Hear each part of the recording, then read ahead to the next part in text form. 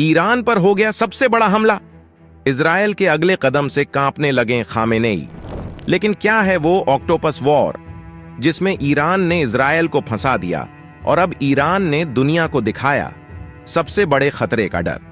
लेकिन दोस्तों, इस बीच अमेरिका ने जो खेल खेला है उससे ईरान भी परेशान हो गया और अब अमेरिका इजरायल को देने जा रहा वो पावरफुल हथियार जिसने ईरान की परेशानी बढ़ा दी है। पूरी अपडेट क्या है आइए जानते हैं आज की इस वीडियो में। पर आगे बढ़ने से पहले इस वीडियो को एक लाइक करके चैनल को सब्सक्राइब जरूर कर लीजिए, क्योंकि यह आपके लिए 1 सेकंड का काम है, पर इससे हमारी काफी बड़ी मदद होती है। दरअसल ईरान और इजरायल के तनाव के बीच शनिवार को ईरान पर भारी साइबर हमले हुए हैं, जिससे सरकार की लगभग तीनों शाखाएं तबाह हो गईं। साथ ही न्यूक्लियर ठिकानों को भी निशाना बनाया गया। वहां की न्यायपालिका, विधायिका और कार्यपालिका शाखा भारी साइबर हमलों की चपेट में आ गई हैं और उनकी इंफॉर्मेशन को हैक कर लिया गया है।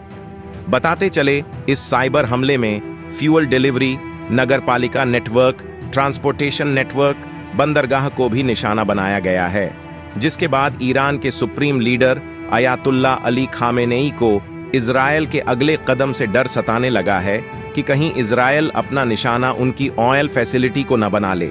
ऐसे में सवाल ये आ रहा है कि इजरायल का अगला कदम क्या होगा। तो आपको बता दें, इजरायल ईरान को आर्थिक चोट पहुंचाने के मूड में है, जिसके चलते ईरान को यह डर सता रहा है कि इजरायल उनके सबसे मुख्य मनी सोर्स यानी तेल के कुएं खर्ग को अपना निशाना बना सकता है। और अगर आपको नहीं पता तो बता दें कि ईरान के तट से 25 किमी दूर स्थित फारस की खाड़ी में खर्ग द्वीप मौजूद है, जहां से ईरान अपने देश का 95% तेल एक्सपोर्ट करता है और यहां से ईरान हर रोज 3 मिलियन बैरल तक तेल का प्रोडक्शन कर रहा है, जिस वजह से खर्ग द्वीप ईरान के लिए काफी मायने रखता है। जबकि इससे पहले ईरान ने कहा था कि अगर उसका कट्टर दुश्मन इजरायल हमला करता है तो वह अपनी सर्वोच्च प्राधिकार की रक्षा के लिए पूरी तरह तैयार है। और देखा जाए तो मिडिल ईस्ट का क्षेत्र इस समय दुनिया भर में जंग का अखाड़ा बना हुआ है। जहां पिछले साल अक्टूबर में हमास और इजरायल के बीच शुरू हुआ यह जंग अब लेबनान से होता हुआ ईरान तक पहुंच गया है, जहां पिछले दिनों इजरायल पर बम बरसाकर ईरान की भी जंग में एंट्री हो चुकी है। और अब हिजबुल्लाह के समर्थन में ईरान के सर्वोच्च नेता अयातुल्ला खामेनेई ने इजरायल को खत्म करने की बात कही है। और जब ईरान ने इजरायल पर 200 से अधिक मिसाइलें दागी तो दुनिया की नजर इस बात पर टिकी थी कि इजरायल तुरंत बदला लेगा। लेकिन ऐसा नहीं हुआ। इजरायल बहुत बार ईरान को धमकी तो दे चुका है, लेकिन वह अभी तक हमला नहीं कर पाया है। दरअसल मिडिल ईस्ट में ईरान बहुत बड़ी चाल चल रहा है और अब ईरान इजरायल को ऑक्टोपस वॉर में फंसा रहा है, जिसके तहत इजरायल पर लगातार इराक, यमन, लेबनान और गाजा से हमले करवा रहा है। इस तरह से इजरायल के लिए यह तय कर पाना मुश्किल हो जाएगा कि वो इन हमलों से अपनी जमीन को बचाए या फिर ईरान पर हमला करे।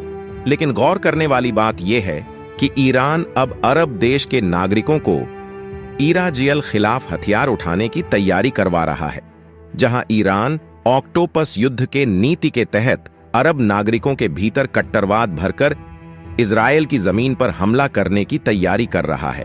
यहां पर आपको बता दें, इजरायल इस वक्त 8 फ्रंट से वार झेल रहा है। ऐसे में इजरायल को पश्चिम में गाजा, लेबनान में हिजबुल्लाह, यमन में हुतियों, इराक में इराकी मिलिशिया, साथ ही सीरिया में ईरान के समर्थन वाले गुटों का सीधा मुकाबला करना पड़ रहा है। इसके अलावा तेल अवीव, हदेरा और बीरशेबा में हुए आतंकी हमले इजरायल को 8 फ्रंट पर घेरने की ओर इशारा कर रहा है। और सबसे ज्यादा हैरानी वाली बात तो तब हो गई जब इजरायल की ओर से दावा किया गया है कि अब रूस भी इस लड़ाई में घुस चुका है और हिजबुल्लाह की मदद कर रहा है। जहां सवाल उठ रहे हैं कि आखिर उसके पास इतने रॉकेट कहां से आ रहे हैं, जिसको लेकर इजरायल का दावा है कि रूस हिजबुल्लाह को ड्रोन समेत कई घातक हथियार दे रहा है। और इसके लिए ईरान ने उसे मनाया है, क्योंकि कुछ वक्त पहले इजरायल ने यूक्रेन को मिसाइलें भेजी थीं, जिस कारण से ईरान ने इजरायल को ऑक्टोपस वॉर में फंसा लिया है।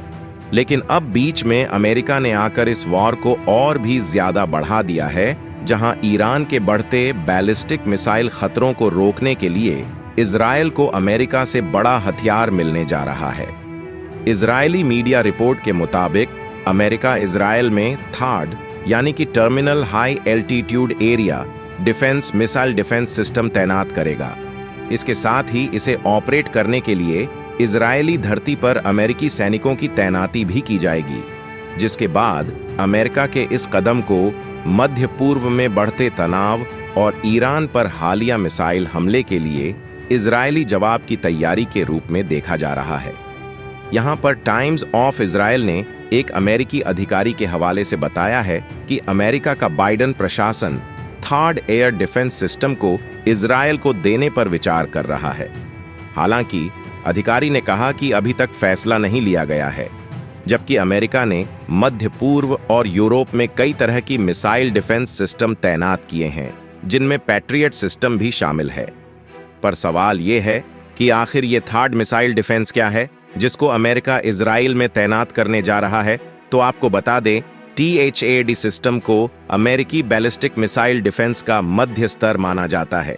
यह एक मोबाइल सिस्टम है जो वायुमंडल के अंदर और बाहर बैलिस्टिक मिसाइलों को हराने में सक्षम हिट टू किल इंटरसेप्टर को फायर करती है। और एक रिपोर्ट के अनुसार अमेरिकी सेना के पास 7 थर्ड बैटरियां हैं, जिसमें आमतौर पर एक बैटरी में 6 ट्रक माउंटेड लॉन्चर, 48 इंटरसेप्टर, रेडिया और रडार इक्विपमेंट होते हैं, जिसे ऑपरेट करने के लिए 95 सैनिकों की जरूरत होती है।